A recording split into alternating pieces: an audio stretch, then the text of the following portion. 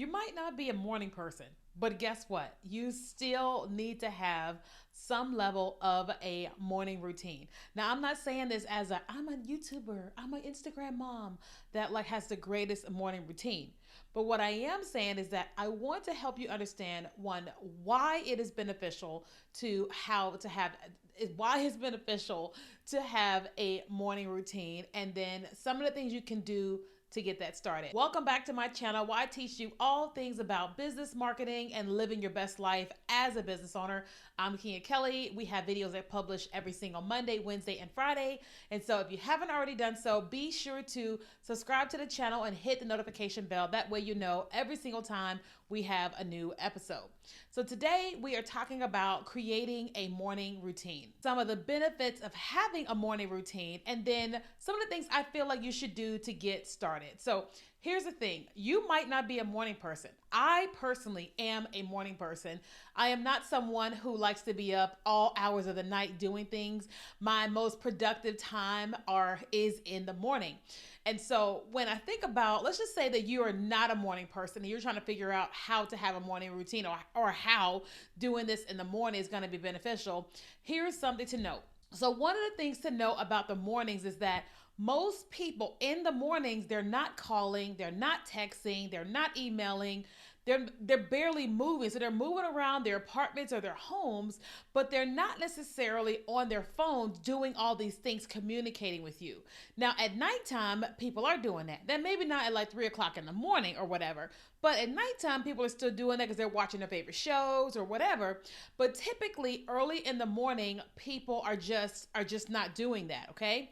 And so for me, when I got started creating some level of a morning routine, it was because I started a business, right? Well, first of all, I've had a job pretty much a lot of my life, and you had to get up early in the morning, get dressed, and you had to get ready for work.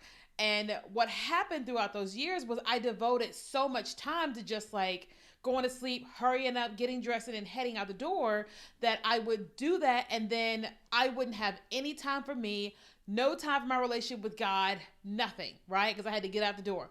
Then by the time I got home, I had to, have my dinner, wind down, go to sleep, and start it all over again. Well, for me, what started to happen was, I think the catalyst for me was when I went through divorce, okay?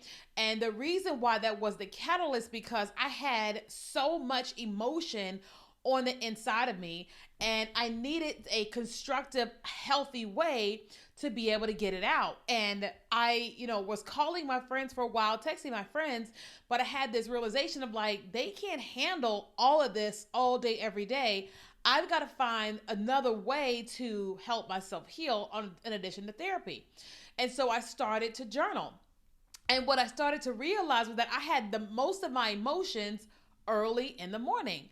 And so I wake up and then I would start journaling my feelings. And that what happened there was I was able to like get my day off to a better start, because what was in here and what was in my heart got out, and I didn't hold that with me all day long. Okay.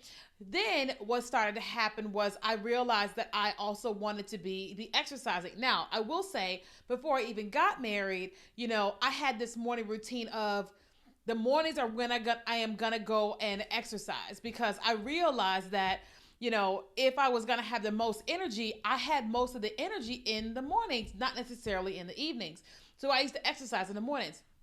So then after divorce, I was journaling, and I said, okay, this is a great time to go for a walk or what have you. This is a great time to just try to get the day off to a good start versus all the things that are going to happen in today. So then once I actually started my business, I did this live stream show where every morning at like 8:30, I would get on live stream and I would talk and teach, and that's how I would build my audience. But I started to realize that I was just like getting up, rushing, and getting on. I wasn't actually doing anything for myself. So I started this habit of like, okay, like, how do I get all these things in? Another catalyst was when I went to ministry school, and I was trying to figure out how to get a closer relationship with God. And one of the teachers was like, you've got to spend time with God. And I was like, when am I going to spend time with him? And it hit me that like the mornings, that's the time when nobody's calling, nobody's texting, and whatever. And so I was journaling, I was exercising, and I said, okay, what if I took 15 minutes a day and actually sat down, had a conversation with God, right? Then it became the thing to do. So then it was okay, I wake up in the morning, I feed my cats, I pray, I read, I write in my journal, and then I get the morning going, right? And what I started to notice, I keep saying that, but what I started to notice was I could get so much done by 9 o'clock because nobody was calling, nobody was texting, nobody was moving, and I could get the most for myself. Now, I have a friend who is married, she has 2 children, and I had some time with her, and she was telling me about why she wakes up so much earlier than everybody else because she said she needs time as well. And so she gives her time to her boys, time to her husband, and to her clients. And she's like, well, when do I get time for me? And so early in the mornings was her thing. And so that became my way of life, which is my alarm goes off every morning at 5:30.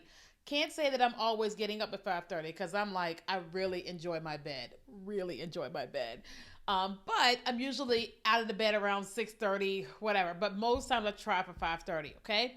And I feed my cats, and then I grab my journal, and now I'm pouring my heart out into my journal. What happened the day before, what's happening now, any good or not so good feelings that I'm having, questions that I have for God that I'm going to talk to him about during that time. And I just really get this time with me. Now, another thing that I did was I have a do not disturb turned on my phone. It cuts on at 8 o'clock at night and then doesn't turn off until 8 a.m. So that way, if I am up and somebody decides they're going to text or whatever because they are up at that time, or my friends are on the East Coast, I don't get the notification because my notifications are turned off. That specifically had to happen once I moved out to California, away from the East Coast, because people would text but not think about like, hey, what time is it in California? You know what I mean?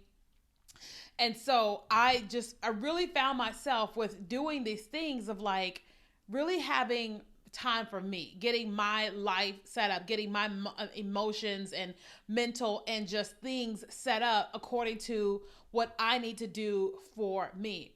Now, what is the benefit of having a morning routine is one, you get to give to yourself and without giving it to anybody else. Right? Because everybody and everything is going to pull on you. Okay. If you go on social media, you grab your phone, your spouse, significant other, kids, parents, whatever, at some point in time, something and people or things are going to start pulling at you. And so, but if you actually are doing the healthiest thing for yourself and giving yourself to yourself the first part in the morning, then that's the best thing you can do, which includes exercise, journaling, prayer, meditation, eating breakfast, having a smoothie, whatever it is, those things that you're able to do when you wake up early in the morning, right? Like, I know that some of you night owls are just like, I'm just not with it. But I really want you to consider it. You got the best part of the day where the air is crisp, right? You can go out on the patio or the sunlight starts to shine and you hear the birds. You can just get in just without anything or anybody. If you're a coffee drinker, if you are a tea drinker, you can have that moment in the morning to yourself, for yourself, before you give out to anybody else. Because the truth is, everybody is going to take from you in the day. Everybody. I have had so many calls with people today, and I'm just like, everything was a pull. Everything was a pull. Nothing was a push into me, and it took so much out of me for today, right? But because I gave to myself first, I at least had something that was mine without giving it to anybody else. And what that has done is it helps me to replenish because I am a social media marketer. I teach. And so I'm constantly giving, and people are asking questions and pulling, right? And most people are not actually thinking, how can they give, And so I'm like, I've got to choose me first. Because if they're not going to choose me, I am going to choose me. And then one of the easiest ways to do that is with a morning routine. Okay. So I want you to consider, how can you wake up an extra 30 minutes? So maybe it's not 5:30 a.m., but how can you give yourself an extra 30, 45, maybe even 60 minutes if possible for you? Okay. And then try that for like a month. Let's just try 30 days. Well, first try a day, right?